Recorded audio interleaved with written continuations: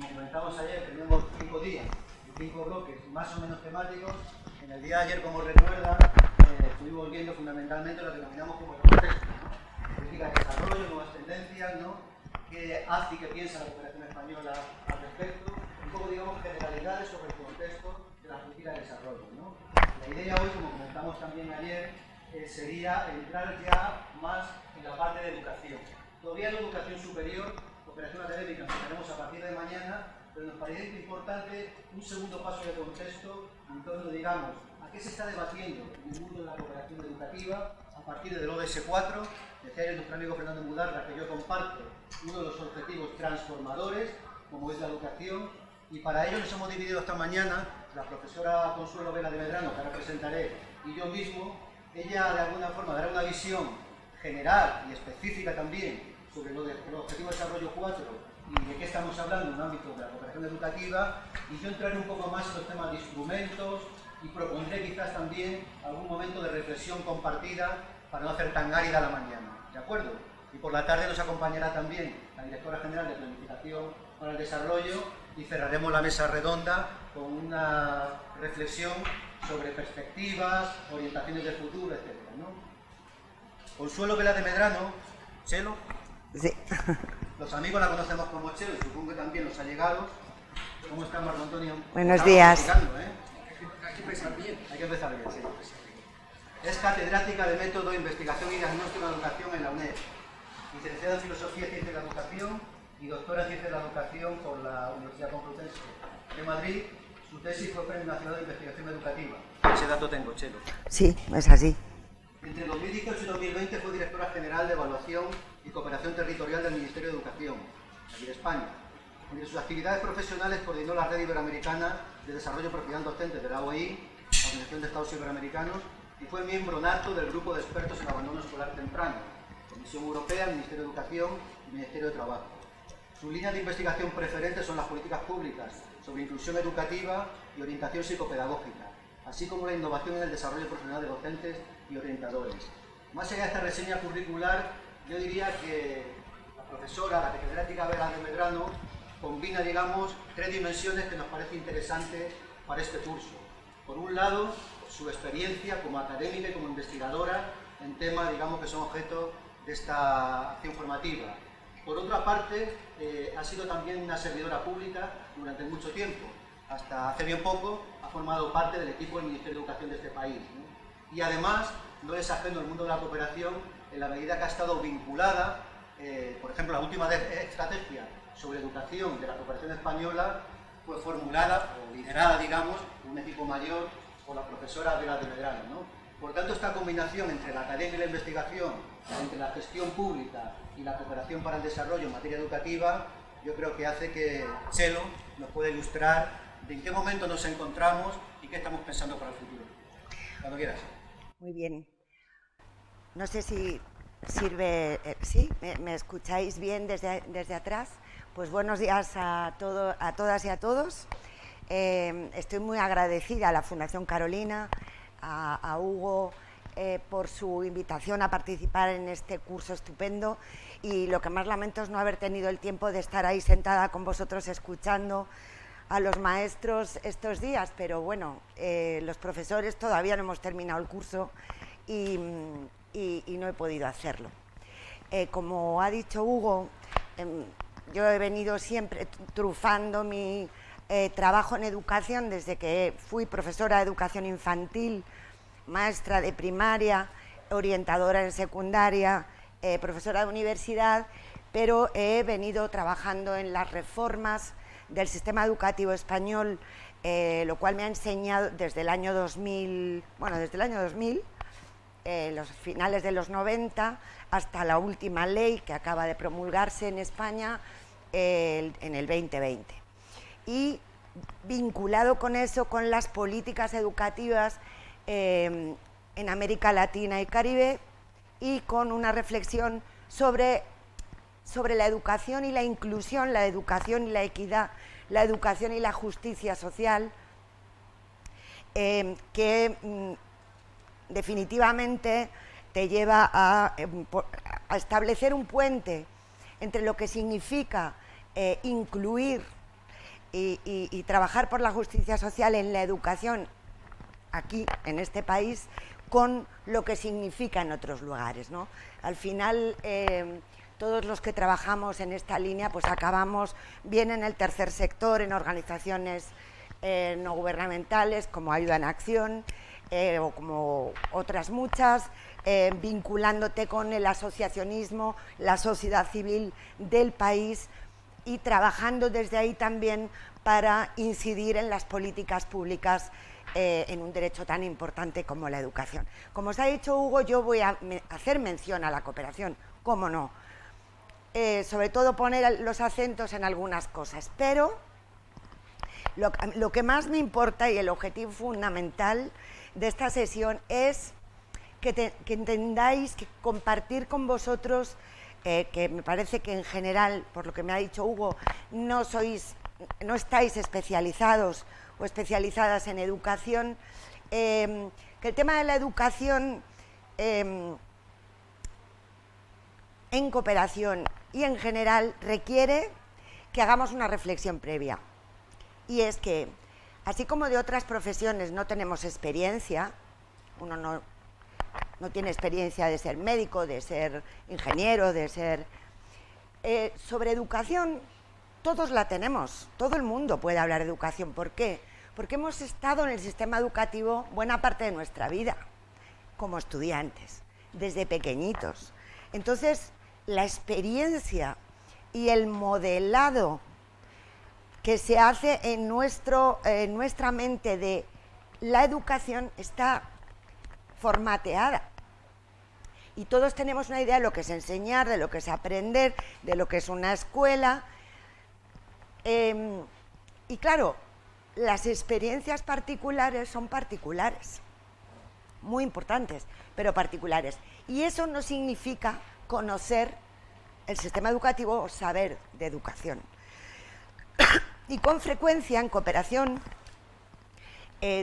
educativa trabajan más especialistas en cooperación que especialistas en educación, o, lo que sería más deseable, equipos mixtos interdisciplinares. Pero es fundamental saber en profundidad de educación. Como nadie pensaría que se puede dirigir un programa de salud del PNUD sin saber de sanidad pública y de epidemias y de etcétera. Pues es lo mismo, ¿no? Entonces, intento que entendáis la complejidad y la profundidad que tiene este derecho humano. Como siempre que uno no tiene demasiado tiempo para hacer una presentación o algo así, pues es demasiado extenso. Luego, si tienes más tiempo, lo vas haciendo más breve, más sintético. Por lo tanto, la presentación de diapositivas que os voy a ir mostrando tiene bastante contenido, pero no quiero que os preocupe perderos algo si voy un poco más rápido, porque no tenemos demasiado tiempo. Porque os lo voy a dejar para que os lo distribuyan, ¿de acuerdo? Me parece que una de las obligaciones de un profesor es conseguir recopilar la información que cuesta tanto tiempo y para entregársela a quienes pues están aquí precisamente para que les facilites la información de manera sintética. Así que con mucho gusto yo os voy a dejar la presentación. Bueno, vamos a hacer una estructura de presentación basada en el primer punto, relación entre educación y desarrollo. Creo que es bien conocido. Los problemas de la educación en los países en desarrollo, indicadores generales y en América Latina y Caribe, compromisos e iniciativas internacionales y regionales, evolución 2000-2015 en educación, qué ha ocurrido con los objetivos de desarrollo del milenio, y desde el 2015 al 2022, pero con perspectiva del 2030, cómo vamos evolucionando en educación. Señalaré algunos aspectos de la cooperación en educación, pues obviamente del desarrollo en transición, de la cooperación avanzada, referida a la educación en algunos casos muy concretos, una pequeña reflexión sobre las políticas universales para la justicia social en educación, para la inclusión educativa, versus las focalizadas, que ahí siempre hay un debate, ¿verdad? Nos focalizamos en el alumnado más excluido, más segregado, con más necesidades educativas, o hacemos políticas universales para todos, para que todos avancen al mismo tiempo. Y esto en política educativa y en cooperación y en diálogo de políticas es un elemento central completamente, ¿no? Y las sectoriales versus intersectoriales y un poquito de perspectiva. Bueno, breve reflexión sobre cuál es el contexto en el que estamos, que obviamente tiene todas las oportunidades, muchas más oportunidades que en el pasado, pero tiene unos riesgos y unos desafíos monumentales, ¿no? Fijaos que en el año 76 Daniel Bell ya formula el término de sociedad del conocimiento, hablando de la sociedad postindustrial. En el 93 de la sociedad postcapitalista, Peter Drucker. En el 96 Manuel Castells, el origen de la sociedad conectada en red. Y después en el 2000, que es la sociedad de la información, y en el 2000 la OCDE saca un documento de referencia sobre gestión del conocimiento en la sociedad del aprendizaje.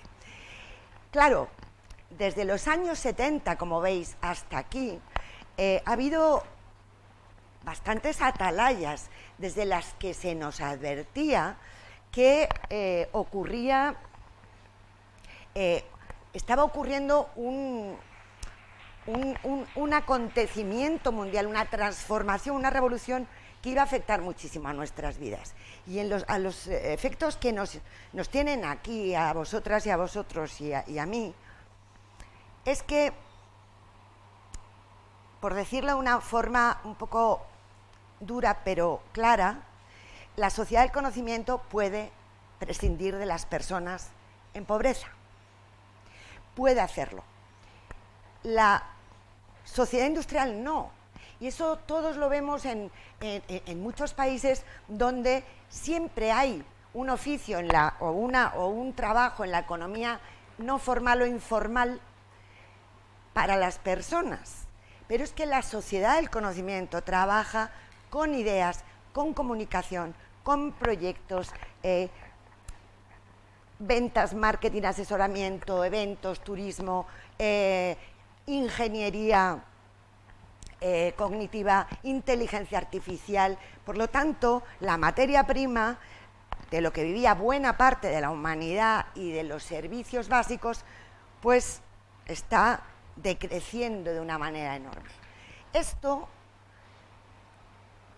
exige a los sistemas educativos de los países que se transformen, pero debido a la globalización, a la sociedad de la información y del conocimiento, no hay un reloj que funcione para unos países a una velocidad y para otros a otra. Las exigencias de este tipo de sociedad son para todos ya. Hace tiempo que son ya. De manera que, por eso, en cuanto a incorporación de la población a la sociedad del aprendizaje, del conocimiento, a la economía del conocimiento, tenemos que ser ambiciosos en todos los rincones del mundo. La economía del conocimiento, efectivamente, es lo que en este momento a los sistemas educativos nos preocupa saber cómo funciona, qué exige. No solo porque nos interesa el capital humano, ni nos interesa entender cómo ubicar a los hombres y a las mujeres en el mercado. No, es porque es nuestro ethos, es nuestro ambiente, es lo que respiramos, tenemos que comprenderlo. Y es verdad que en esta economía la riqueza y la prosperidad depende de la capacidad de personas y organizaciones para tener una serie de competencias que hasta ahora no enseñaba el sistema educativo y que hace que dependa tanto de la inteligencia personal como de la inteligencia colectiva, de la técnica tanto como de las habilidades sociales y de la teoría tanto como de la práctica. Esto es parece, bueno, esto es muy importante, transforma profundamente la forma de enseñar y de aprender. Las escuelas no pueden funcionar igual, ni los profesores, ni los administradores de la educación pueden tomar las mismas decisiones nunca más. El aprendizaje individual, este formato lleva milenios, tal y como estamos, vosotros ahí, vosotras ahí, yo aquí, en la palestra. Evidentemente, pero bueno, claro, tenemos una hora, pues es que sería complicado, ¿no? Sí, sí, sí. Además aquí se puede. Claro, yo recuerdo escuelas que construidas con dinero de la cooperación, que los bancos están atornillados, bueno, en fin. Entonces, educar en la sociedad del conocimiento es crear oportunidades para que se aprendan las competencias clave para no quedar excluido. En un movimiento acelerado, donde hay cierta imprevisibilidad en los cambios, que son todas esas capacidades, fijaos que, por supuesto, detrás de eso está la lengua, las matemáticas, las ciencias sociales, la física, la química, obviamente, pero sin estas competencias transversales es difícil que un ciudadano o ciudadana pueda sobrevivir. Además, los efectos colaterales de esa economía del conocimiento, que como os decía, pueden prescindir en buena medida de las personas que no tienen formación. Si no tienes cualificación, al menos profesional, de un ciclo, en fin, de la educación secundaria, cada vez más la educación secundaria superior y una formación técnico-profesional, la sociedad prescinde de ti y no le pasa nada, ¿no?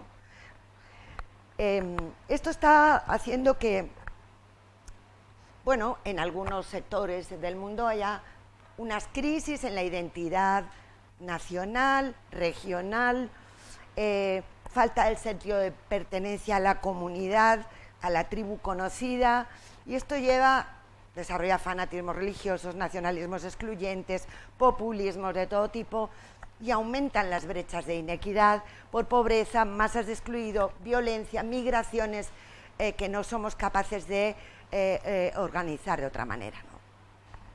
Claro, este es el escenario. Por lo tanto, es muy exigente el escenario. Y eso lo tenemos que saber. No nos basta con construir una escuelita, ponerle unos pupitres, poner un maestro al frente y, si está cualificado, pues ya tal, unos cuantos cuadernos, lapiceros y ya tenemos en marcha la educación en un pueblo. No, eso ya no puede ser. O sea, entonces, claro, la educación siempre ha contribuido a la reducción de la pobreza, al fomento del empleo y a promover el crecimiento, pero ahora mucho más, ¿no? Es el principal modo de impedir la transmisión intergeneracional de la pobreza, contribuye al incremento, al aumento de los ingresos de las familias y eso permite desarrollo de la comunidad, genera una productividad que alimenta el crecimiento económico y contribuye a explicar la diferencia de las trayectorias de los países. Esto lo sabemos. También sabemos todos los efectos que tiene en el conjunto de derechos de las personas. Reducción del trabajo y de la mortalidad infantil, emancipación de la mujer, mejoras en la salud, acceso al mercado de trabajo, crecimiento económico, acceso a servicios y recursos públicos, contribuye a que las personas participen, puedan participar en la gobernanza de sus comunidades, de sus países, contribuye al cuidado del medio ambiente, porque todo ello significa que una persona con conocimiento, no con años en una escuela donde no ha aprendido. Es decir, cuando hablamos del derecho a la educación, hablamos del derecho a aprender, a los resultados.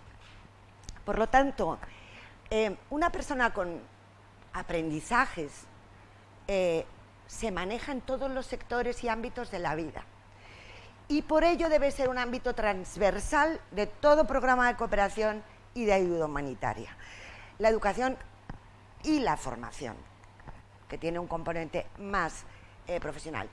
Y, insisto, la educación con mayúsculas, es decir, la que se entiende como un derecho fundamental que facilita el ejercicio de otros derechos. Sin ese derecho mediador, la accesibilidad del resto de derechos civiles, sociales y políticos es muy difícil.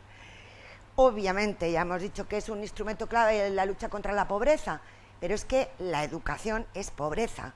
Cuando os decía, la sociedad del conocimiento puede prescindir de las personas pobres, en pobreza, en situaciones de pobreza, es que son personas sin formación.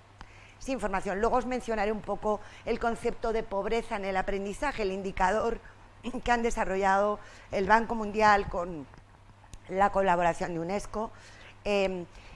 Obviamente es un proceso complejo, extenso, a lo largo de toda la vida. No vale con unos poquitos años de educación.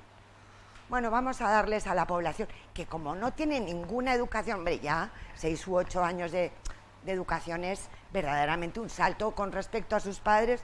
No, es que ahora mismo todos tienen al menos que estar 12 años en un sistema educativo de calidad para poder aprender, y además no suele ser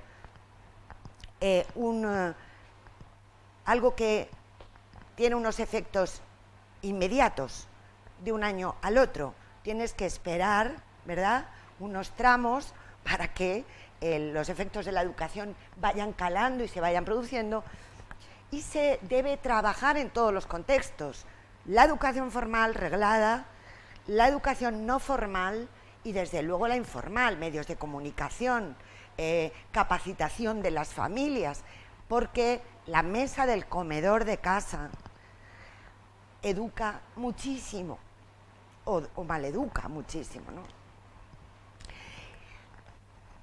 Obviamente todo esto es una concepción de la educación finalista, con beneficios personales, sociales, pero hay una parte que es que si no se nos puede llegar a olvidar, de la definición de Naciones Unidas del año 76, que me parece que es muy bonito leerla, que la sepáis, ¿no? La educación es un derecho humano intrínseco y un medio indispensable de realizar otros derechos humanos. Como derecho del ámbito de la autonomía de la persona, la educación es el principal medio que permite a adultos y menores salir de la pobreza y participar plenamente en sus comunidades. La educación desempeña un papel decisivo en la emancipación de la mujer, la protección de los niños contra la explotación laboral, el trabajo peligroso y la explotación sexual, la promoción de los derechos humanos y la democracia, la protección del medio ambiente y el control del crecimiento demográfico. Está cada vez más aceptada la idea de que la educación es una de las mejores inversiones financieras que los Estados pueden hacer, pero su importancia no es únicamente práctica, pues disponer de una mente instruida, inteligente y activa, con libertad y amplitud de pensamiento, es uno de los placeres y recompensas de la existencia humana. Esta última frase no se nos puede olvidar, porque el derecho a la felicidad, el derecho al bienestar, el derecho a dar sentido a la existencia de las personas, es muy importante, es muy importante. Por tanto, sabemos que además de todo lo que hemos dicho, la educación proporciona bienestar, aunque, en fin, también hay quien habla del malestar de la cultura, ¿no?, desde el psicoanálisis. Bueno, por lo tanto, el derecho a la educación es un derecho a aprender que tiene que satisfacer las necesidades de las personas a lo largo de toda su vida para que puedan desarrollar su potencial, mantener a sus familias, adaptarse a la evolución del mundo, de las situaciones y seguir aprendiendo. Esto también lo sabemos. Visto lo que os digo, la educación con mayúsculas, la importancia, la complejidad, obviamente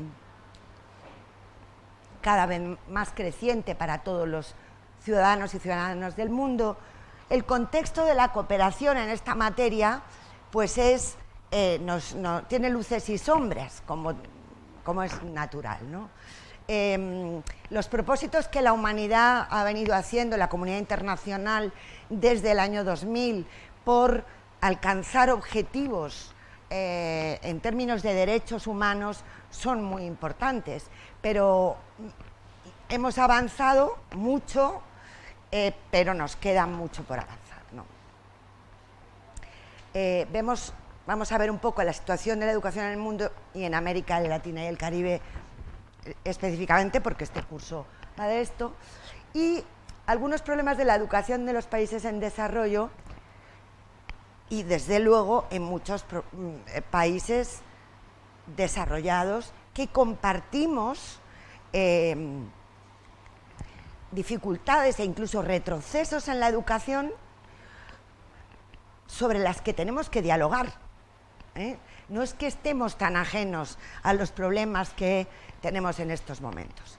El informe de Naciones Unidas, no he manejado el último en este caso de este resumen, pero sí en otras diapositivas, todavía es bastante duro, ¿no? Es 74 millones de adolescentes fuera de la escuela, 250 millones de niños trabajando, no está garantizada la enseñanza primaria universal, que es el objetivo en el que más dinero se ha invertido del año 2000 al 2015. Era el objetivo prioritario de educación en los objetivos del milenio y no se ha garantizado la educación universal. En algunos países se está retrocediendo, es el caso del África subsahariana, Asia meridional, también está teniendo algunos rezagos. En 89 países se cobran matrícula en primaria. No es gratuita, no es accesible. Para muchos adolescentes la secundaria es inalcanzable y cuando algunos consiguen llegar a estar en la escuela hasta los 15 años, sus aprendizajes son muy deficientes y además esto es especialmente duro en el caso de las jóvenes, de las adolescentes o las jóvenes. En las zonas rurales, desde luego, ninguna joven en pobreza termina la secundaria. Obviamente, la educación en todo el mundo, sigue teniendo factores de discriminación contra los que luchamos con entusiasmo, ¿verdad? Género, nivel de ingresos, discapacidad, origen étnico, lengua, ser migrante, ser desplazado, el encarcelamiento en muchos casos de menores, la orientación sexual, identidad y expresión de género, la religión y creencias y actitudes diversas. Pero, sabiendo eso, porque la condición humana parece que tenemos ahí una especie de todavía la especie no ha conseguido superar los miedos a lo diferente y tenemos todos manifestaciones machistas, racistas, que tenemos que estar muy vigilantes para que no predominen sobre la racionalidad y los valores constantemente, ¿no? Y el que diga que no tiene un pequeño racista dentro, un pequeño machista o mujer u hombre dentro, cuando nos hemos educado, hemos respirado este ambiente, pues yo casi que no me lo creo. Lo que hay que estar es en lucha permanente, ¿no? con esos temas. Claro, la segregación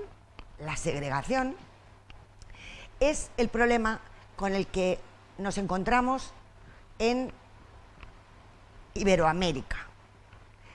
También en otros países, obviamente, pero si hay algo que caracteriza a lo que nos queda por hacer, en lo que no estamos avanzando, es que encontramos serios problemas de segregación. En los países de la OCDE, más de 2/3 de los estudiantes inmigrantes están escolarizados en un centro donde la mayoría de sus compañeros y compañeras son también migrantes. Es decir, escuelas con más del 60% de alumnado inmigrante. Esto está pasando aquí, está pasando en Portugal, está pasando en Londres, etc. Las leyes del 25% de los países, pero más del 40% en Asia y en América Latina y el Caribe, definen lugares separados para el alumnado con discapacidad. Claro, esto Naciones Unidas lo prohíbe. Es decir, la inclusión supone otra cosa, ¿eh? Y bueno, hay distintos niveles de segregación en función de los países. Hay países donde ni siquiera se les educa al alumnado con discapacidad, otros donde hay escuelitas aparte y además poco tiempo. Otros han conseguido hacer un aula dentro de una escuela, poco, en fin, integración, dependiendo del nivel de discapacidad.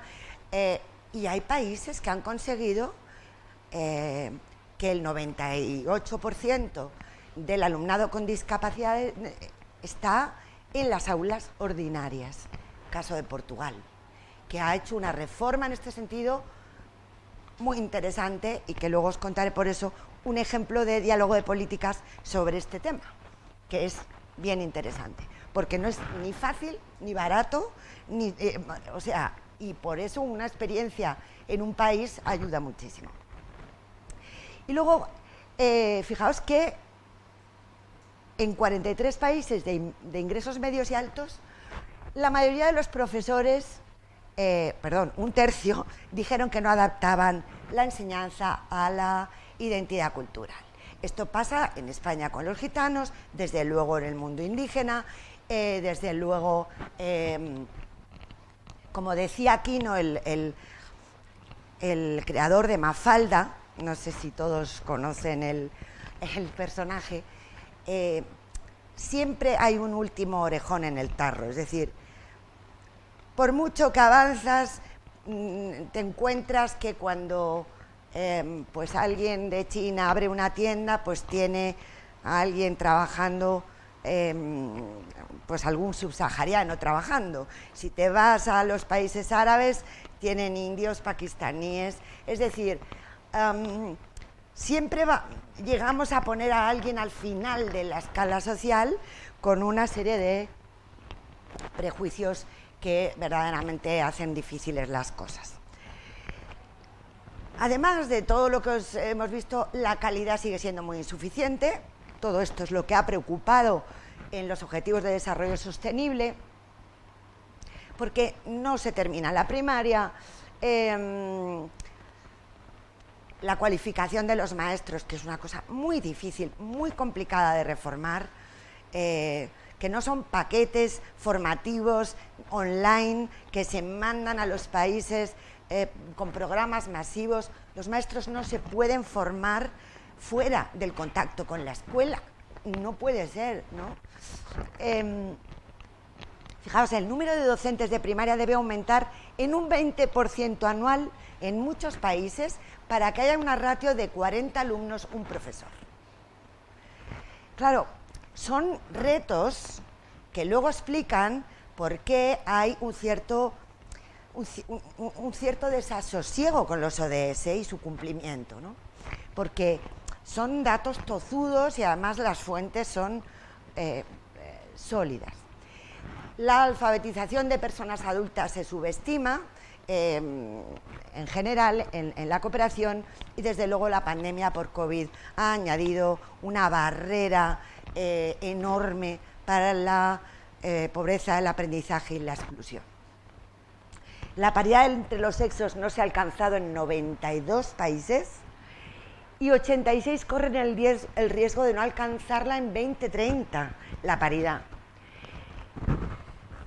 Bueno, en fin, nos faltan datos, nos falta información, nos falta que los sistemas educativos aprendan de la experiencia de sus políticas, que los centros aprendan, que los maestros aprendan, y con esos aprendizajes se pueda transformar la educación. Pero claro, los 15.000 millones al año que necesitamos por el momento, esa es la estimación para cumplir los ODS, pues resulta que estamos muy lejos de que haya la inversión necesaria.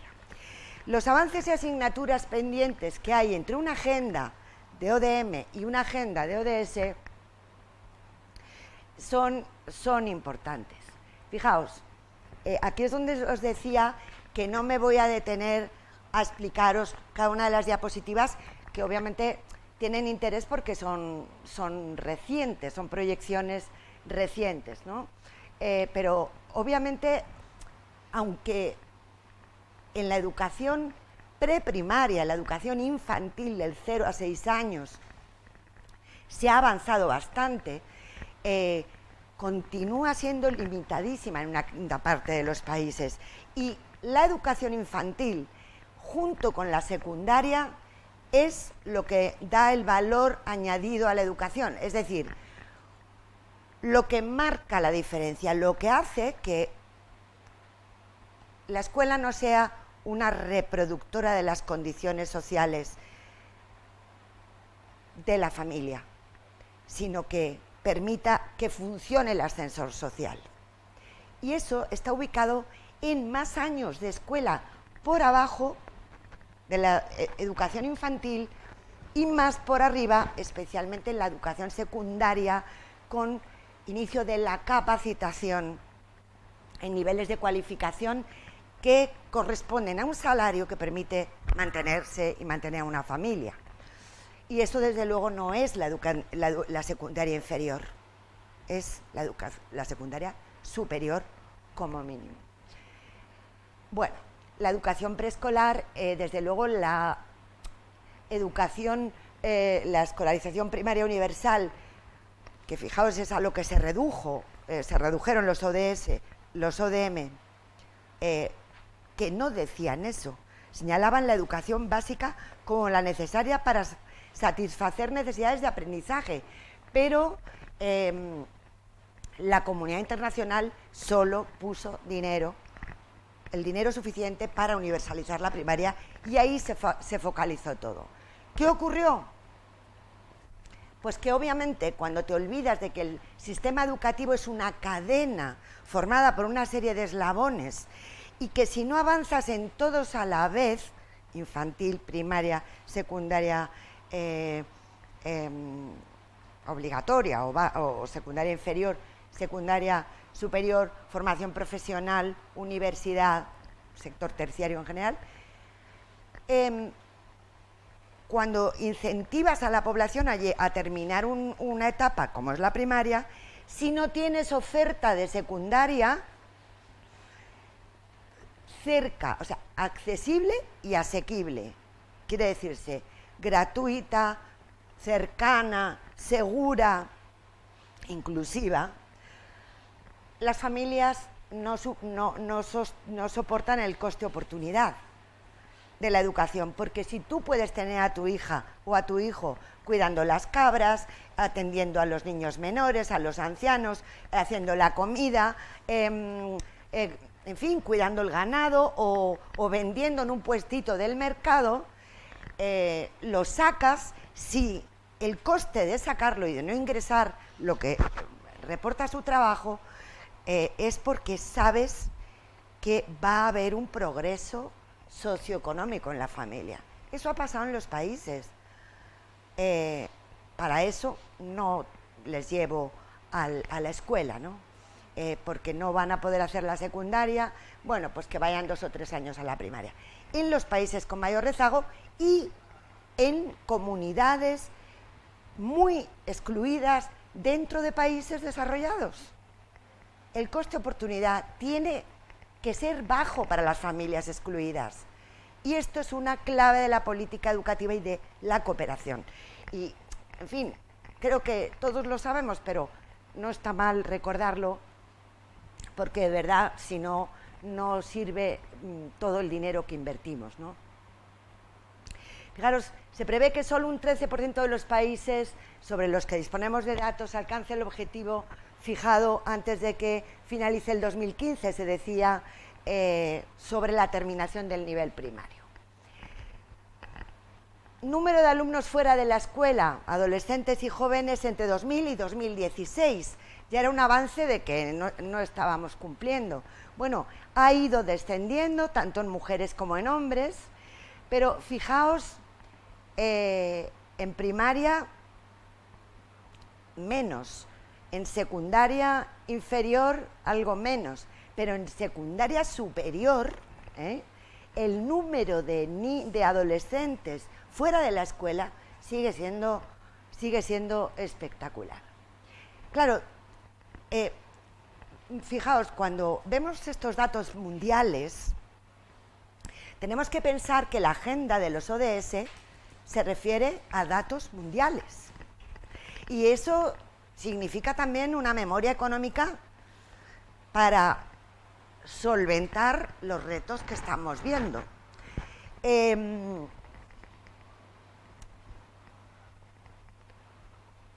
problema que tenemos que tener en mente es si pasará igual que con los objetivos del milenio.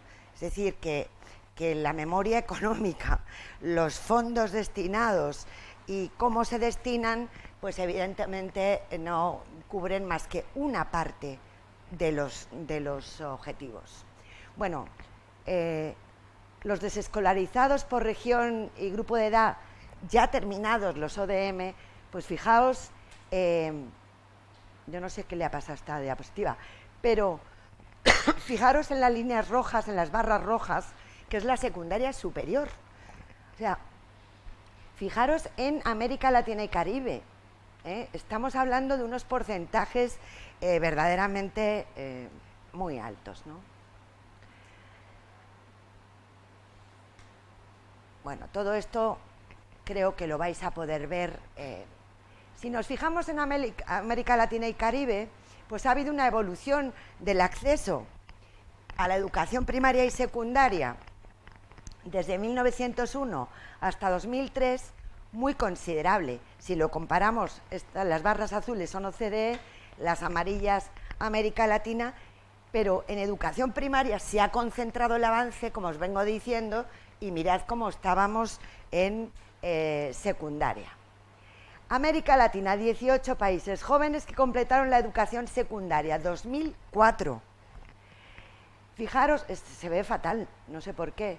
Chile, quintil 1 de pobreza, quintil 5, o sea, el rojo, en Chile estamos en un porcentaje de más del 50% de alumnos que completaron la educación secundaria del quintil más pobre. Claro, pero es que estamos hablando de Argentina, de Dominicana, de Perú, de Venezuela. O sea, no estamos hablando de Haití, de Honduras, etcétera. Estamos hablando de países donde se visibiliza un rezago en determinada población. Los jóvenes ocupados en sectores de baja productividad por años de educación. Pues mirad, a medida que aumentan los años de escolarización, hay menos jóvenes ocupados en sectores de baja productividad. Fijaros quiénes culminaron primaria, secundaria o educación superior. La educación superior en el quintil 1 no se ve, es del 0,8%. En el año 2002, o sea, empezaban los objetivos del milenio. Esta era la situación entre quintiles. Claro, son datos de retos, de desafíos, pero también ha habido avances importantes, ¿no? Aunque siguen siendo cifras alarmantes, se han reducido a la mitad los niños desescolarizados, las niñas desescolarizadas. Los mayores avances han sido en paridad entre los sexos, sobre todo en primaria, aunque los desafíos siguen siendo enormes. Y desde luego se han mejorado porque ha habido mucho impacto de los organismos multilaterales o supranacionales para que los gobiernos generen sistemas estadísticos fiables, tengan datos sobre sus políticas, sobre los resultados de sus políticas, sobre la población, sobre los flujos, para poder tomar mejores decisiones. Claro, vamos a ver entre el 2015 y el 2030 que llegamos ya a los Objetivos de Desarrollo Sostenible.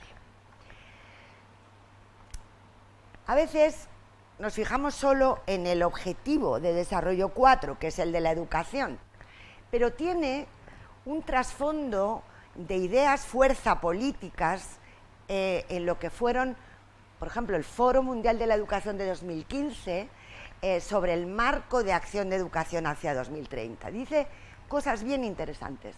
Enfocaremos nuestros esfuerzos en el acceso, la equidad y la inclusión, la calidad de los resultados de aprendizaje dentro de un enfoque de aprendizaje a lo largo de la vida.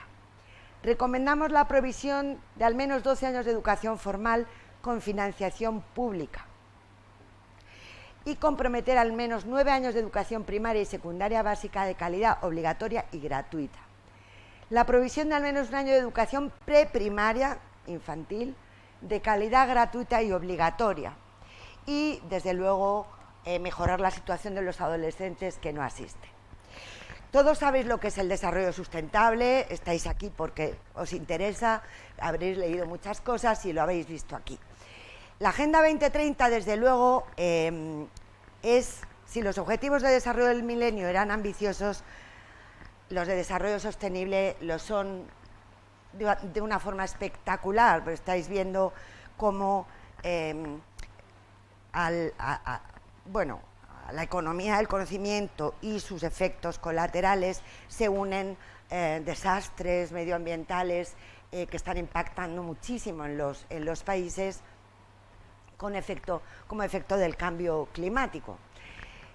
Lo que sí es verdad es que, mientras que los objetivos de desarrollo del milenio establecían metas de erradicación de la pobreza y de algunos avances, era un modelo de cooperación norte-sur, ¿verdad?, que se articulaba a pesar de que se intentaba avanzar, porque ya estaban, ya se habían producido las cumbres de calidad de la ayuda, de la eficacia de la ayuda, etcétera. Sin embargo, el modelo seguía siendo un modelo norte-sur, muy centrado en universalizar la primaria, porque es para lo que el Banco Mundial puso dinero, y en cambio la Agenda 2030 y los ODS es un nuevo paradigma que entiende el desarrollo como un desafío universal que va mucho más allá de la tradicional solidaridad norte-sur y que nos señala a los propios países desarrollados sobre que o cambiamos nuestras prácticas, nuestras políticas y nuestra forma de concebir el desarrollo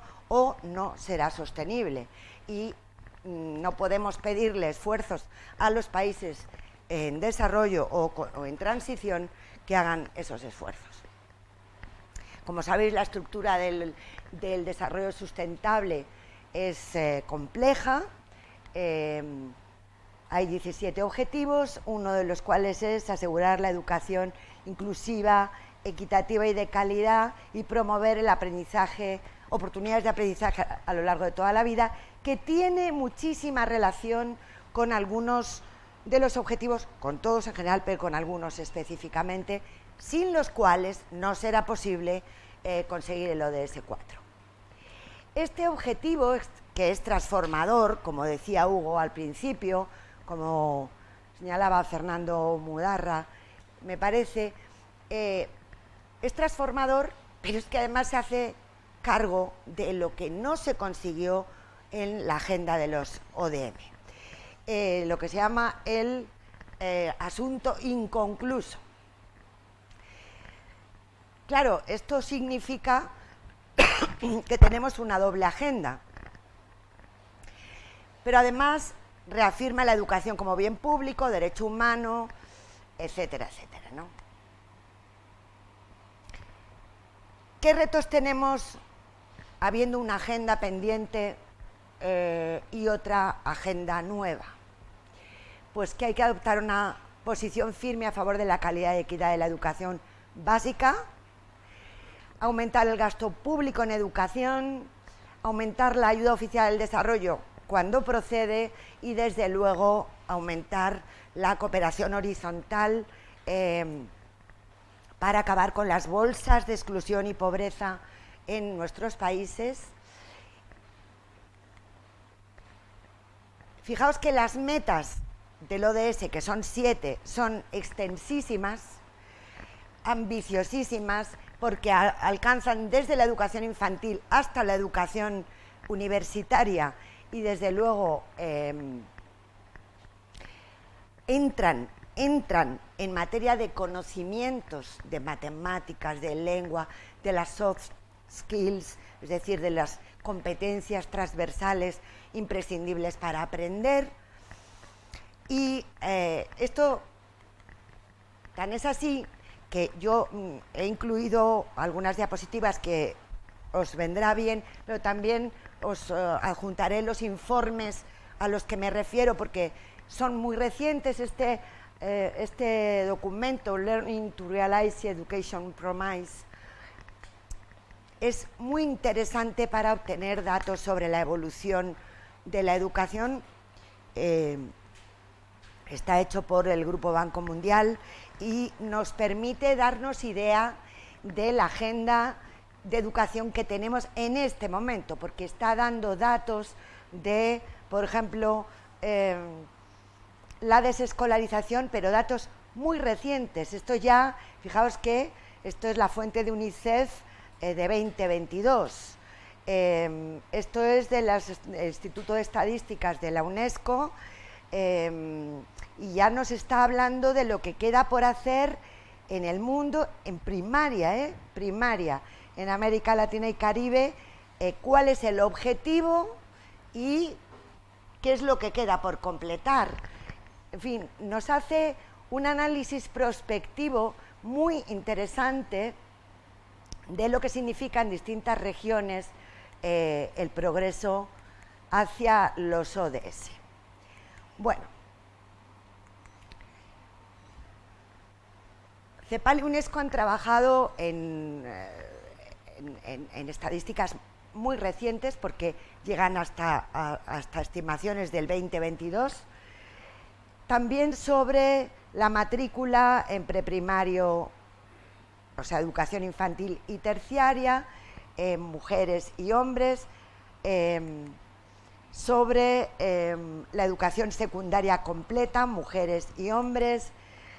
Pero, como os digo, lo importante de este estudio y de esta fuente de datos es que llega hasta el 2020, 2021 y 2022, ¿no? Os dejo estas diapositivas en la presentación para que podáis analizarlas y daros cuenta de lo que nos queda de agenda. Y luego hay otro documento importantísimo, muy, muy valioso, porque metodológicamente, además, fijaos, lo que hace es un análisis de la estimación de lo que suponen algunas metas del ODS 4. Les pregunta a todos los países, en una consulta nacional sobre el ODS 4, y con los reportes de previsión de avances en una serie de objetivos, de metas del ODS 4, UNESCO concluye sobre las posibilidades de alcanzar ese objetivo. Este documento es muy clarificador. Fijaos que en este es lo que se llama el Estudio Nacional para el análisis de los benchmarks, o sea, de los indicadores de referencia, ¿verdad? Para 10 países. O sea, 9 de cada 10 países dicen tener ya algunos indicadores sobre algunas metas del ODS 4. Contestaron más del 58% de los países, emitieron indicadores, lo que veis en colores, se comprometieron con remitirlos, tienen planes nacionales con metas intermedias, sin metas intermedias, o no emiten y no tienen planes, que todavía hay algunos países, como veis ahí, que están completamente desconectados de los ODS.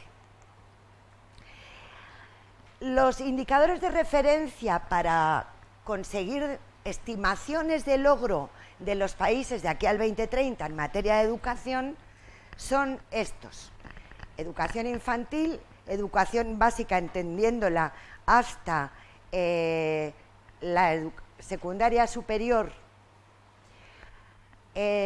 un mínimo de aprendizaje de competencias básicas en aprendizajes fundamentales, formación de profesores, la calidad y la financiación, algunos también. Bueno, esto que lo miraréis más tranquilos en casa, estamos viendo ya de antemano que hay algunos indicadores en los que los países son muy optimistas, muy optimistas. En educación infantil se incrementó desde el 65% en 2002 al 75% en el 2020, y esto es un dato muy esperanzador, a partir del cual los países hacen una estimación. Esto mismo pasa con la tasa de desescolarización, con la tasa de finalización de la primaria y de la secundaria, con la brecha de género. Fijaros que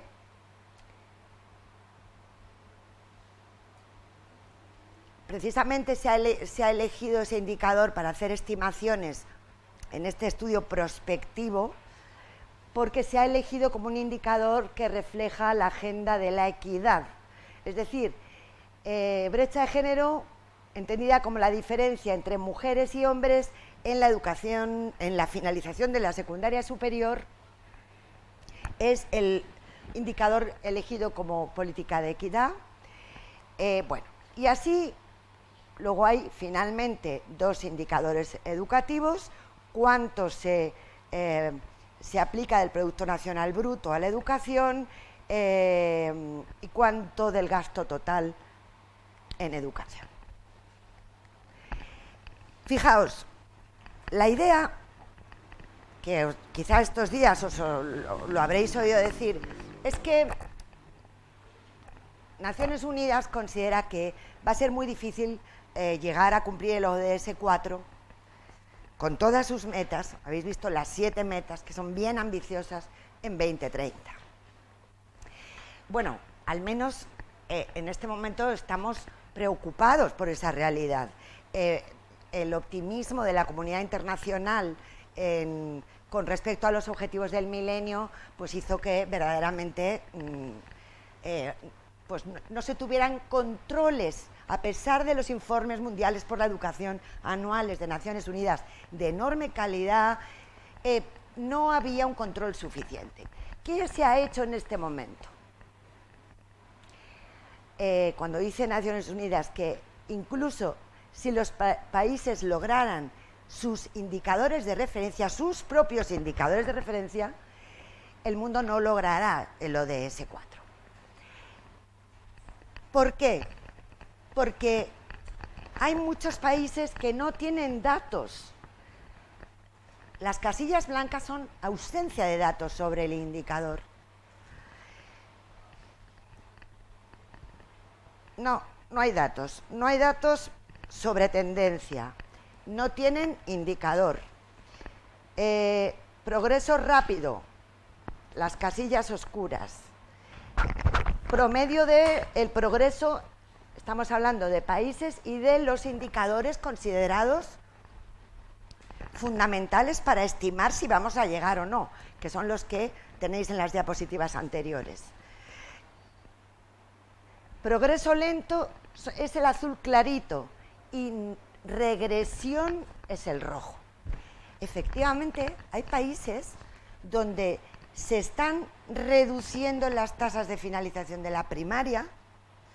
África subsahariana en general tiene una regresión en todos los indicadores, pero también hay países en América Latina que están teniendo regresión en algunos indicadores educativos fundamentales.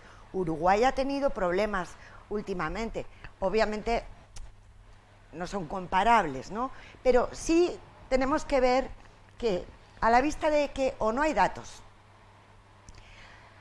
también teniendo en cuenta las tendencias de logro, de avance en escolarización infantil, en finalización de primaria, en acceso a la secundaria superior, de cada país se hace una estimación. Es decir, si has tardado 40 años en conseguir un 50% de alumnado en educación secundaria superior, no vas a estar en 15 años en un 95% de la secundaria superior, salvo que pase algo extraordinario. Ese tipo de información es la que hace que no haya consistencia.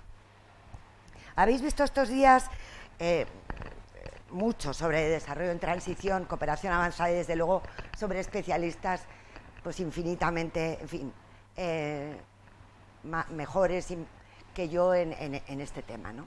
Pero hay algunas cosas que nos interesan con respecto a este tema del desarrollo en transición, de la cooperación avanzada y de los instrumentos derivados de la cooperación avanzada.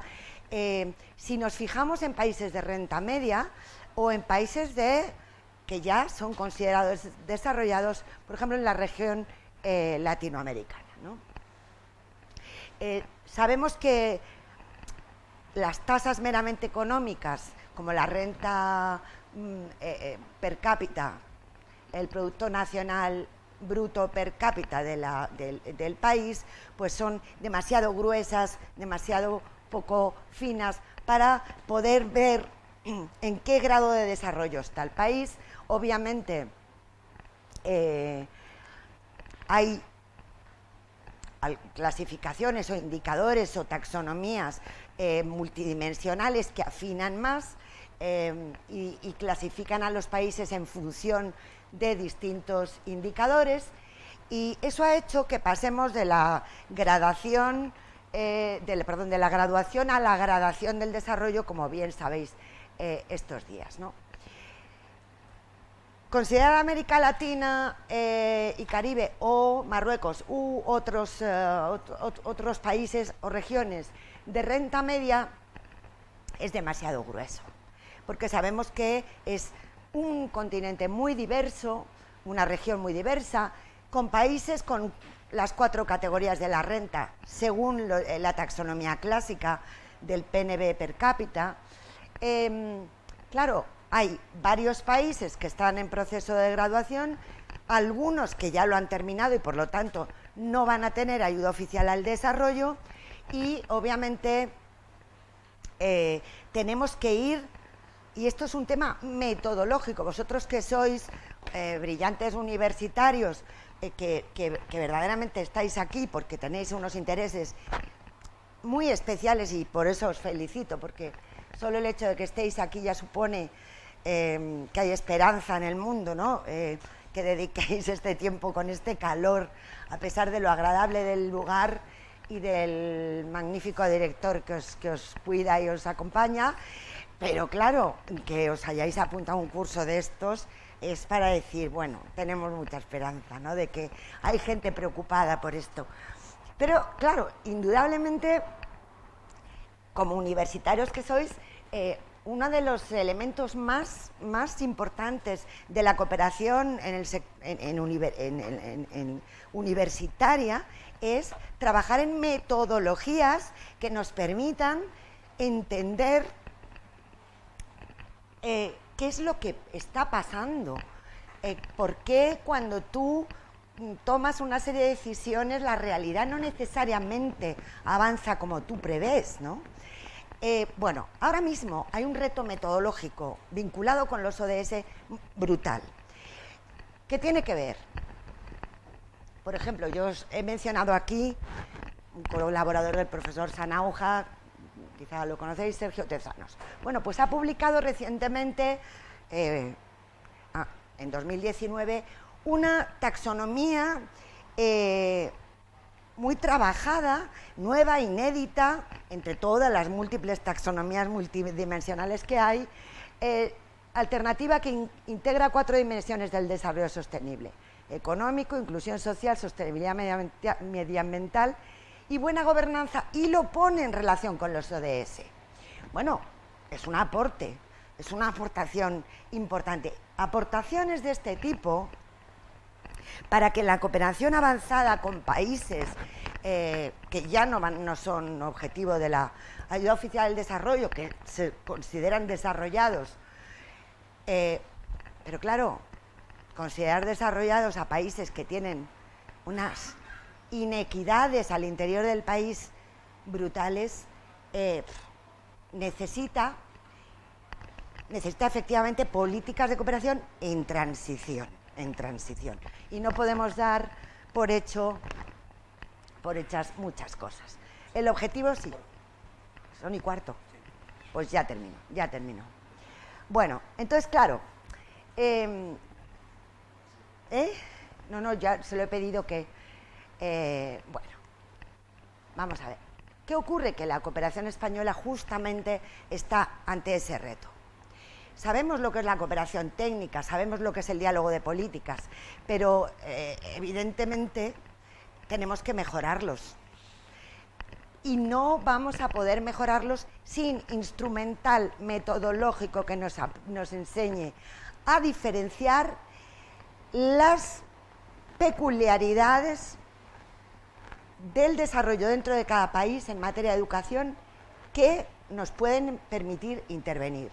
Es decir, sin información, sin afinamiento de los datos de los países, de las estadísticas, y sin el diálogo de políticas con un interés que es conocer los datos, no ocultarlos, no modificarlos, no maquillarlos, conocer los datos, hacer planes experimentales de los que se aprende y no planes ya definitivos, etcétera, pues es muy difícil que nos permita avanzar.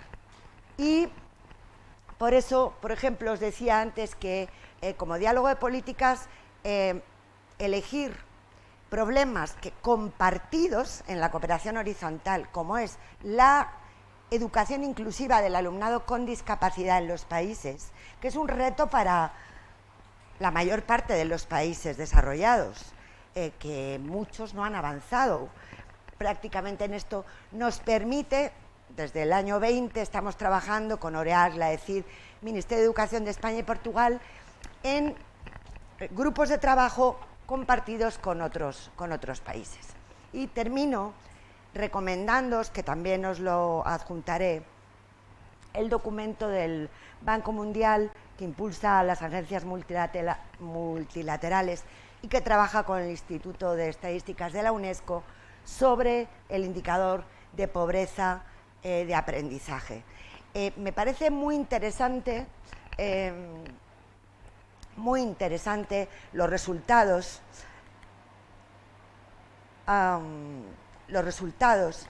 porque corremos el riesgo, una vez más, de avanzar en datos gruesos en educación, pero el gran reto es la calidad de la educación, es decir,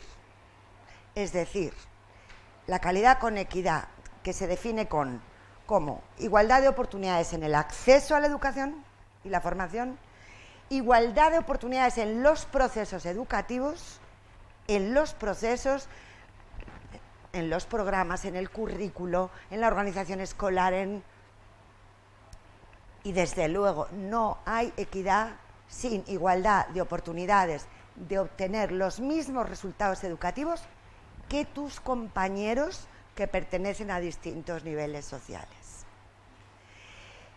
Eso significa que tiene que haber gente estudiando cuánto avanzan en lectura los niños y niñas hasta los 10 años de los países en transición y, desde luego, por supuesto, de los países en desarrollo menos avanzados y demás, ¿no?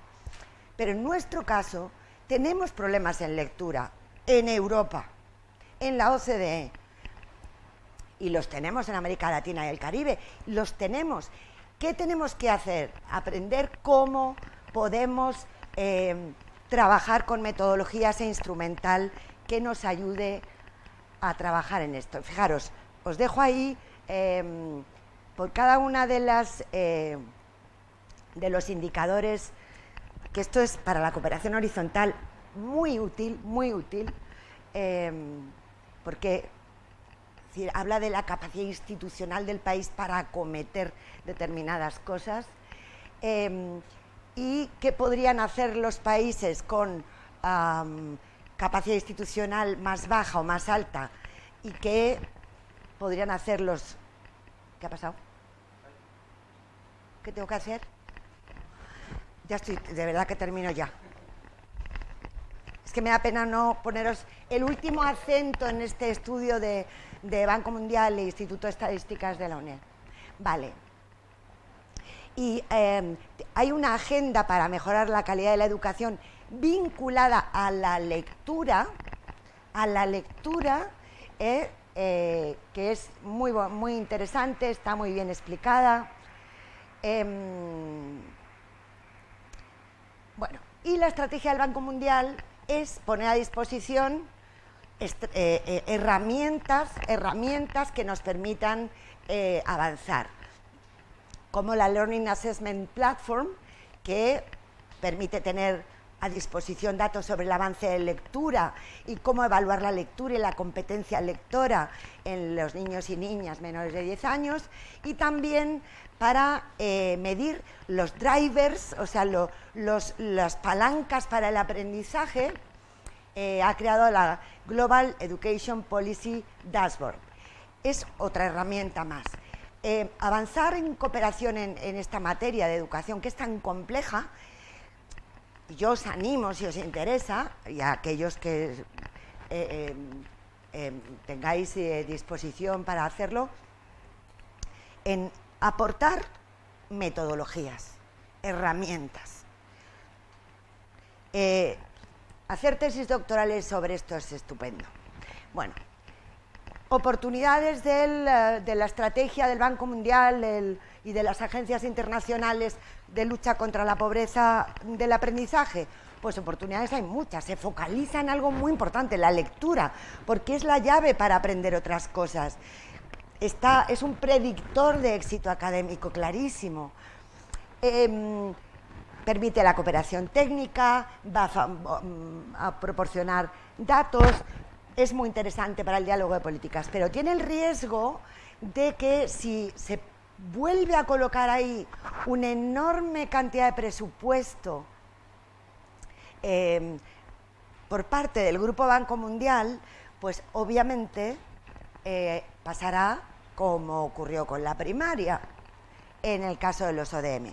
Puede haber el riesgo de que se rezaguen otras metas si se vuelca un excesivo monto de inversión solamente en avanzar en la competencia lectora, lo cual no estaría mal, pero veis que frente a un panorama amplio de objetivos, tenemos algunos que deciden, señores, elijo por múltiples razones justificadas profundizar en esto.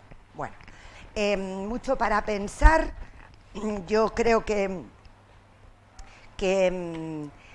lo que he procurado es despertaros algunas inquietudes, animaros a leer algunos documentos y, bueno, pues quedo a vuestra disposición. Perdonad si me he pasado de tiempo porque soy un loro. Y tenéis la palabra, ¿verdad? Muchas gracias, Chelo. Gracias.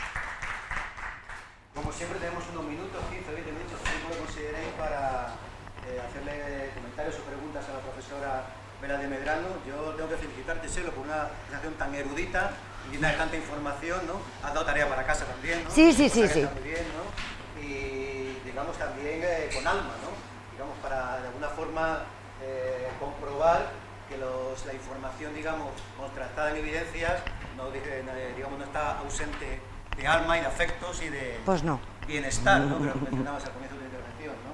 Por tanto, yo os sugiero que podéis aprovechar la presencia de la catedrática para comentarios, preguntas, empezando por Uruguay.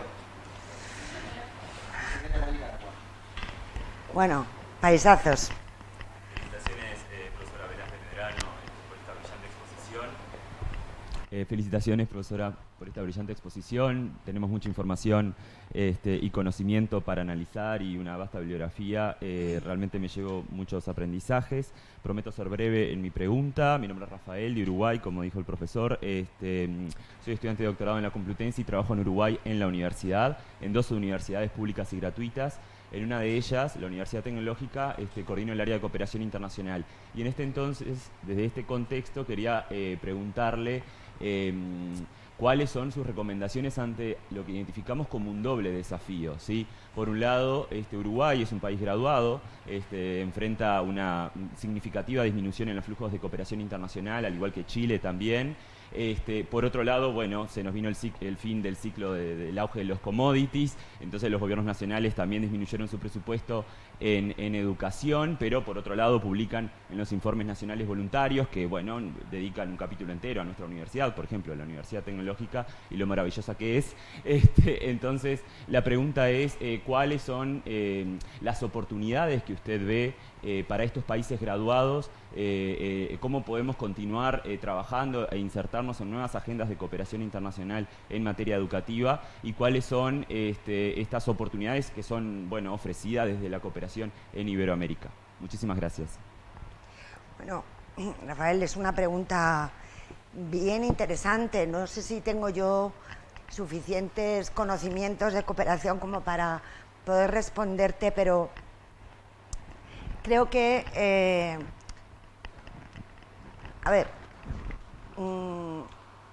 Uruguay, como todos nuestros países de la Comunidad Iberoamericana, es miembro de varios escenarios multilaterales en los que, desde luego, pueden trabajar sus autoridades para encontrar líneas de progreso en aquellos objetivos de desarrollo sostenible que más necesiten, y dentro de la educación, por supuesto, ¿no? Me parece que la cooperación sur-sur es una vía muy importante para trabajar desde la cooperación avanzada, la cooperación entre países de la región. La Unión Europea, yo creo que va a ser un actor en sus fondos que se está planteando, por múltiples razones que no tenemos tiempo de valorar, invertir en países graduados, pero que están, en fin, que pueden tener dificultades para conseguir los logros esperados para el desarrollo sostenible sin contribución. Y yo creo que, además, la situación internacional está haciendo que todos nos recoloquemos, que los hermanos o primos hermanos nos estemos juntando más, que Europa esté estrechando alianzas con la región, con América Latina y Caribe, alianzas estratégicas muy importantes, y yo creo que va a haber fondos europeos que pueden ayudar. Pero ahí Uruguay, una vez más, tiene que identificar, tiene excelentes expertos Uruguay en educación, excelentes. Por cierto, los ha tenido siempre. Cuando España en educación era un desastre, el paisito era el faro de Alejandría. Nuestros escritores publicaban allí, ¿no?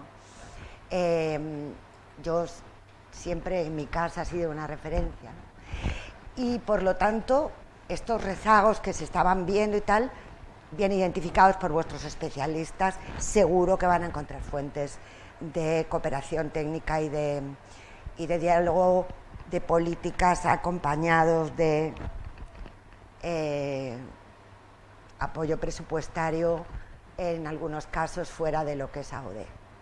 También sale un concepto que yo creo que digamos, se acompaña a la respuesta respuesta a esta pregunta y tiene que ver mucho con Uruguay. El concepto de rol dual de algunos países, ¿no? El caso de Chile es un país emblemático, ¿no? Con una agencia de cooperación muy poderosa, eso quizás hablemos luego después de la pausa, pero ese rol dual que permite, digamos, ilustra muy bien este sentido machaconamente repetido durante esta jornada y media, que continuaremos, sobre la cooperación horizontal, la cooperación avanzada, instrumentos, digamos, distintos, ¿no? En los cuales países como Uruguay, Chile, Argentina y otros, por cierto, menciono estos tres, México sin duda, una agencia poderosa como San Ixtil, ¿no?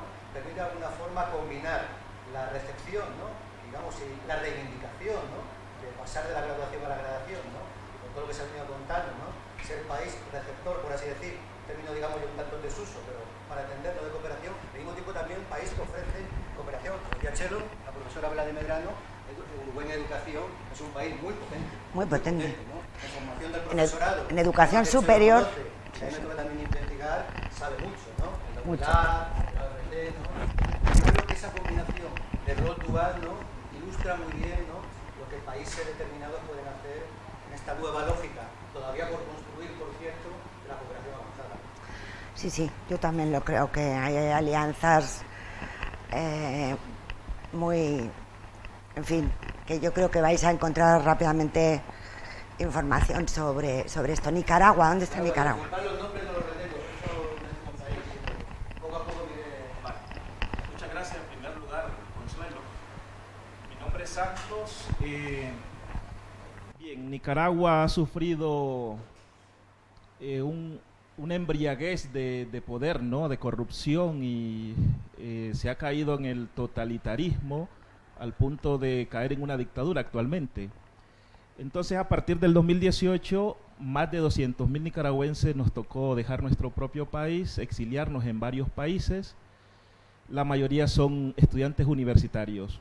Nunca en nuestra historia habíamos tenido una fuga de cerebros, de profesionales, jamás. Entonces, es una tristeza para nosotros, pero siempre en los problemas difíciles encontramos las mejores soluciones, ¿vale?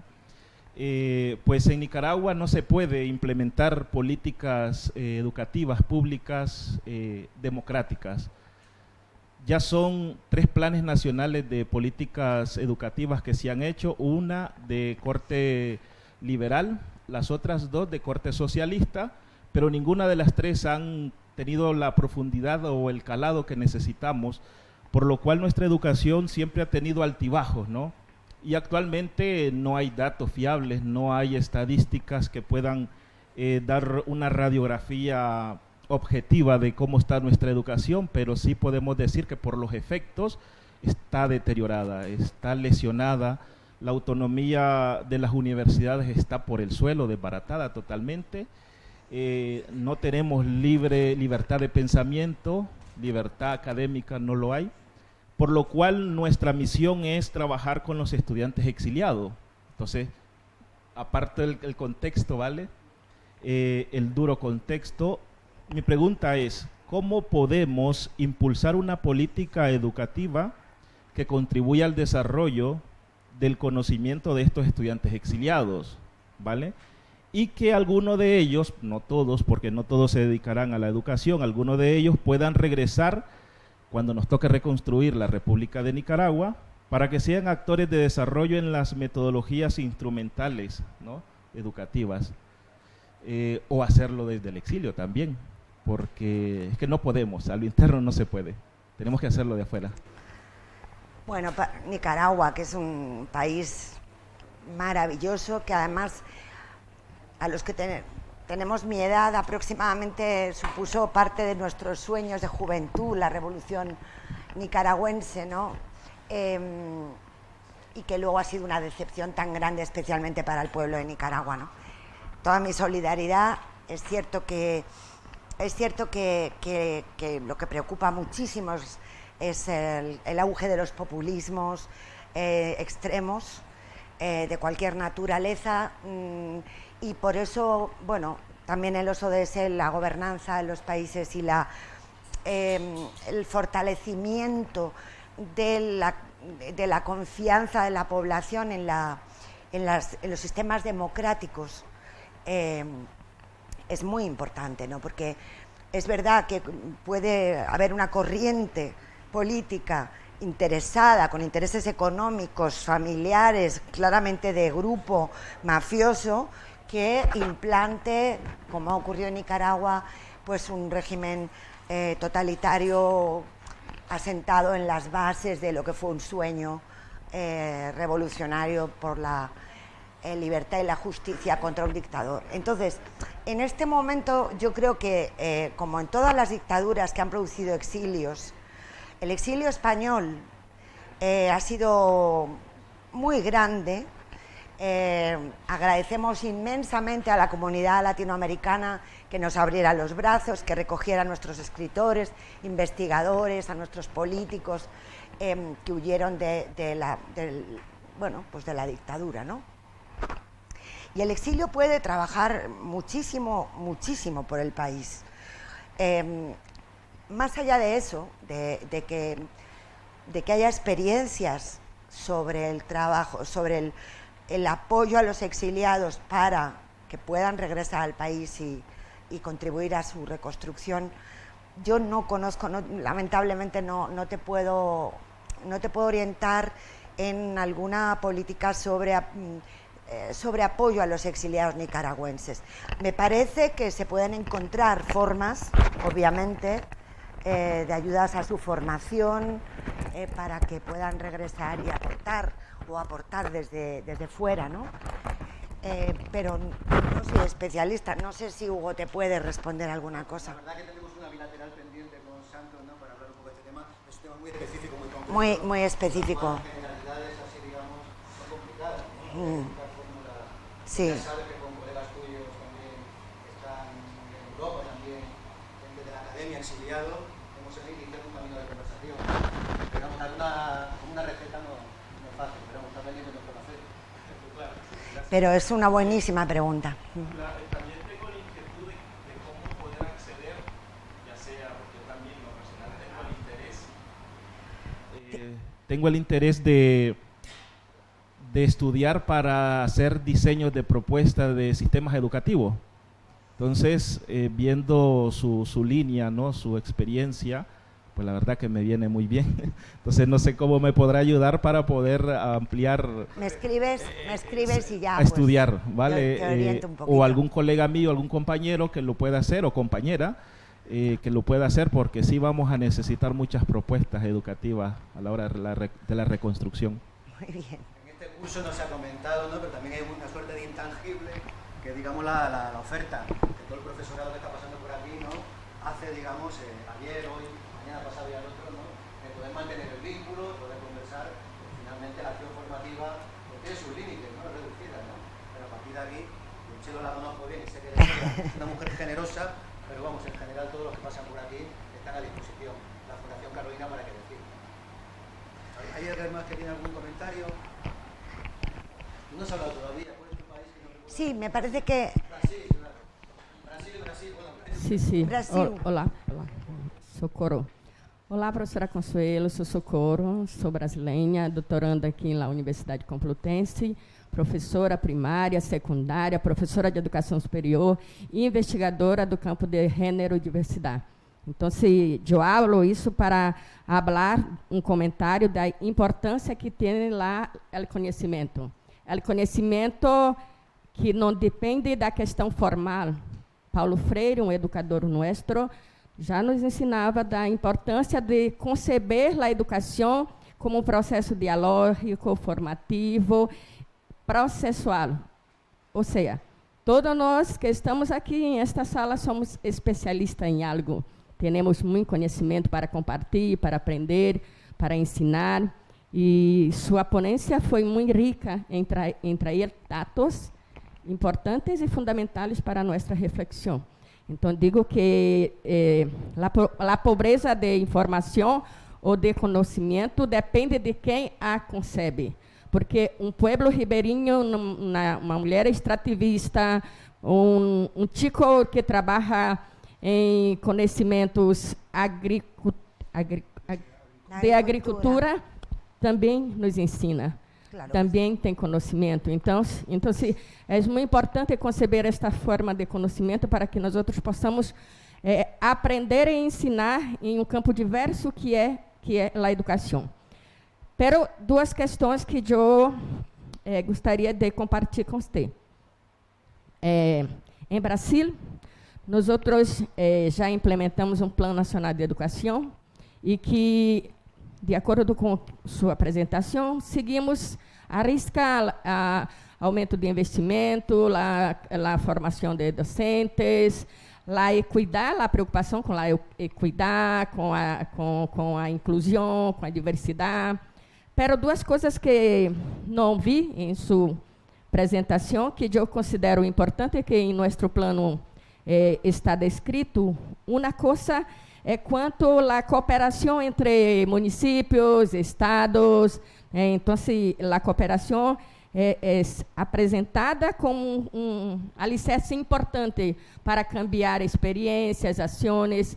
E eu creio que em esta apresentação eu não mirei, eu creio que passei, não sei, mas eu queria que falasse sobre isso, a cooperação. E outra coisa fundamental, que nós outros educadores de Brasil, e creio que muitos de outros países creem que outro eixo importante de desenvolvimento e conhecimento é acerca do fortalecimento dos organismos democráticos e populares, que nosso plano também consiste em apoiar, valorizar os organismos de educação, os conselhos de educação, os conselhos estaduais, os conselhos de professores de gestão. Então, eu queria que falasse um pouquinho sobre isso.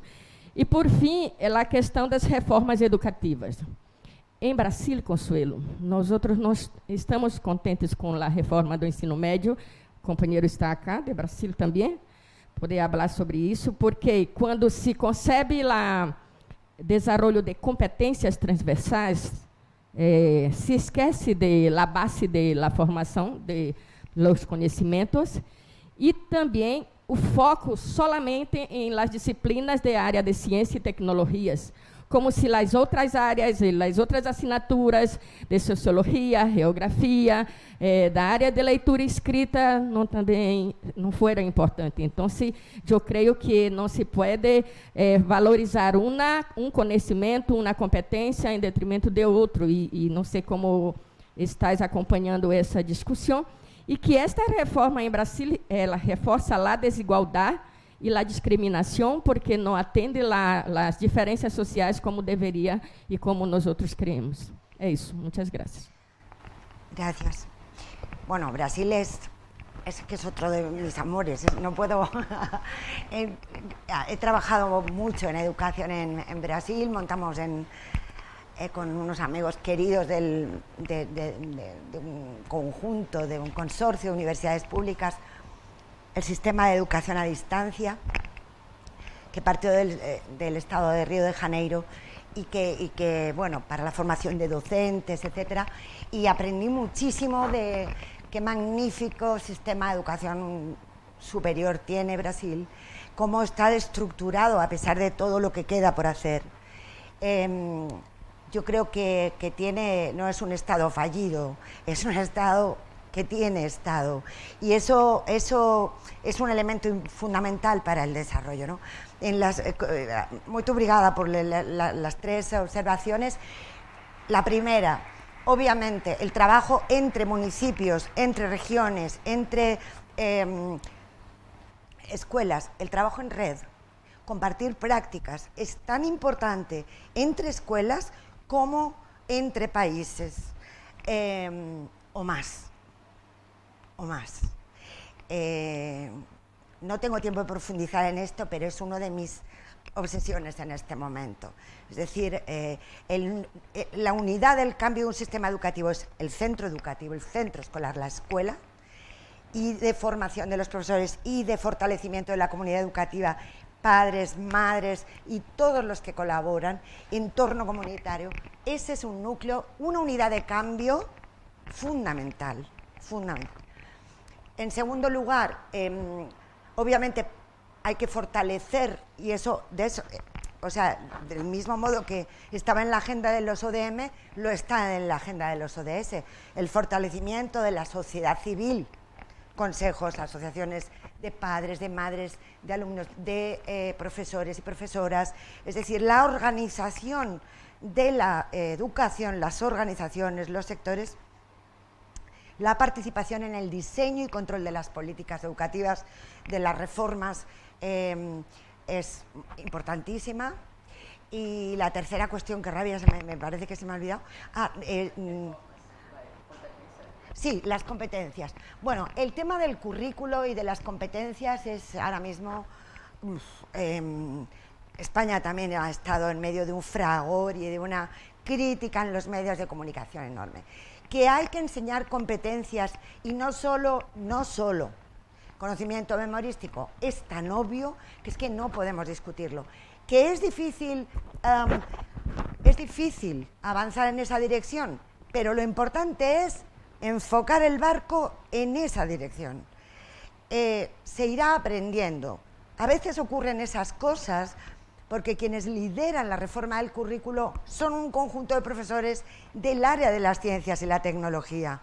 Y porque además los datos, especialmente entre mujeres, del área STEM, Science, Technology, Engineering and Mathematics, son malos. Y son malos también aquí en Europa. Hay un retraso en la matrícula de las ciencias, de las STEM, y eso es fatal para los países. Del mismo modo que la lengua, la lectura, la comunicación, la expresión, la capacidad de razonar, las STEM en la formación de los niños, de las niñas, los jóvenes, de todo el sistema educativo es muy estratégico para el país. Pero estoy contigo. No puedes castigar a unas áreas sobre otras, aunque no cabe todo. O sea, en el horario escolar no cabe todo. A veces hay que priorizar, hay que globalizar, hay que hacer que las asignaturas no sean compartimentos estancos que no se comunican. Hay mucho que hacer ahí. Y del mismo modo que no se puede avanzar mucho en primaria y dejar rezagada la secundaria. O sea, la política educativa es un balancear, ¿verdad?, decisiones que tienen que ser horizontales. Sí, perdón. Otro compañero de Brasil, ¿no? Sí. Sí. Buenos días a todos y todas. Me llamo Marlesio. En primer lugar, muchas gracias Fundación Carolina por estar acá. La matrícula de esta escuela me posibilitó estar acá con mucha alegría, satisfacción, honor. Profesora Consuelo, yo no hablo muy bien español. Hablas perfectamente. Yo comprendo habla portuñol mejor que entendemos. Sí. Mi pregunta es para saber si hay espacio en las políticas educativas, en un escenario de desarrollo en transición, si hay espacio para pensar un problema muy grave en mi país, en Brasil, que es una guerra cultural contra la escuela, los profesores. Yo sé que estás más agravado ahora debido a nuestro actual gobierno, pero es un proceso histórico que está combinando ahora. Si hay espacio para pensarmos en políticas educativas en este nuevo escenario, mirando que hay muchos movimientos, algunos investigadores han llamado un movimiento también de idiotización, la racionalidad que hablaste, ¿no? Me encanta muchísimo que hablaste de educación en mayúsculas, o que significa, yo comprendí que no estamos hablando de educación como instrucción solamente, instrucción.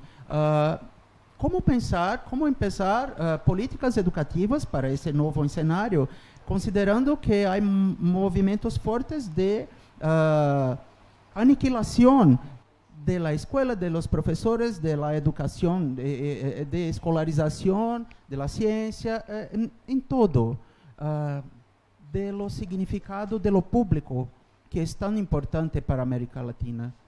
Bueno, yo creo, no sé si me equivoco, te agradezco mucho la pregunta. No sé si me equivoco, pero creo que en el caso de Brasil, además, es especialmente potente el movimiento, un determinado movimiento confesional evangélico que no tiene una posición a favor de la ciencia, a favor en general del libre pensamiento, bueno, las confesiones cuando llevan a una moral de máximos, lo que está bien, lo que está mal, lo que se permite, lo que se prohíbe, eso, no la moral basada en valores humanos, pues si es un elemento muy permeado en la sociedad, puede tener un impacto grande. Yo, por un lado, creo que puede tener esa influencia, una influencia religiosa, y por otro lado, creo que en América Latina en general, también, bueno, por hablar de América Latina, que sois quienes me estabais preguntando, y de Iberoamérica en general, es decir, la debilidad a veces de los estados o la falta de voluntad por poner en marcha políticas públicas no asistencialistas, sino de cubrimiento de derechos, de verdad, y de políticas efectivas para que las escuelas, el paso por el sistema educativo sea de progreso para las personas. En definitiva, la decepción con el sistema educativo a veces hace que se produzca una desafección y una crítica o una posición crítica malentendida hacia lo que es la escuela, porque les ha defraudado demasiadas veces. Entonces, tenemos que tener mucho cuidado con las políticas públicas, porque si tenemos desafección de la democracia, acabamos en las dictaduras. Si tenemos desafección de las instituciones democráticas y del sistema público de provisión de derechos, lo que puede ocurrir es que los degrademos tanto que sean rechazados por la sociedad y empiecen a estar connotados. Escuela pública mala, para pobres, llena de inmigrantes, malos recursos, profesores saturados, ratios imposibles. Claro, eso es responsabilidad de los gobernantes. Responsabilidad de los gobernantes. Si defraudas la expectativa en el sistema de educación, ¿qué puedes esperar sino desafección del sistema de la educación? Entonces, por eso es un momento además especialmente grave para esto. Especialmente grave. Tenemos que no defraudar a los ciudadanos, porque es que entonces, si demócratas, socialdemócratas, personas comprometidas a favor del avance en los derechos, por la igualdad de oportunidades, defraudas las expectativas, es para matarnos. Porque claro, lo que se genera es una desafección que puede acabar en un populismo que acabe con los derechos. Bueno.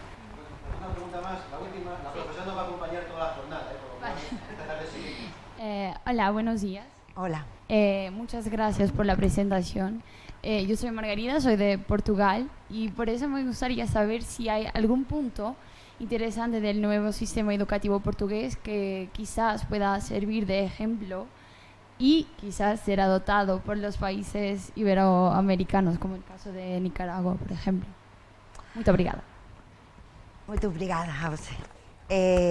A ver, Portugal ha hecho, en materia de política educativa en los últimos años, un ejercicio de maestría, realmente, ¿no? Portugal es un país con muy buena gobernanza, donde realmente primero es un país centralizado, no tiene estas guerras territoriales que tenemos en el caso de España o en el caso de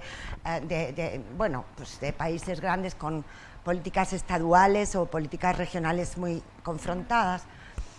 Es culturalmente homogéneo, lingüísticamente homogéneo, eso facilita mucho las cosas, pero ha tomado decisiones que sí son una referencia, desde luego lo han sido para España, muy importantes. Pongo un ejemplo breve. La OCDE llevaba tiempo enseñando buenas prácticas de reformas educativas en países de todas partes del mundo. Y una de las conclusiones es que no se debe hacer una reforma del currículo que no vaya acompañada de una reforma de la profesión docente y viceversa. Que esos son dos reformas, dos políticas que deben ir juntas. Porque si cambias el currículo, pero los profesores, los docentes, profesoras y profesores quedan al margen de esa toma de decisiones, no vas a cambiar nada, nada. Y si solo haces una política de desarrollo de la profesión, etcétera, pero no cambias nada en la autonomía de las escuelas, en la organización, en la cultura escolar y en el currículo, el profesorado no va a poder con ellos, porque las escuelas no van a aceptar profesores innovadores. Entonces, Portugal eso lo ha hecho magníficamente. Yo he tenido, durante el tiempo que he estado como directora general del Ministerio, tenía esa competencia de la reforma del currículo y de la profesión docente, y he hablado, y también de la inclusión del alumnado con discapacidad. He tenido múltiples reuniones bilaterales con vuestro ministro, que es una persona que además, como es joven, tiene una fuerza y un optimismo que es una maravilla. Y yo creo que sí que hay esto que digo de la inclusión de las personas con discapacidad. Sois un país en este momento que puede mostrar muchos logros, sí, sí.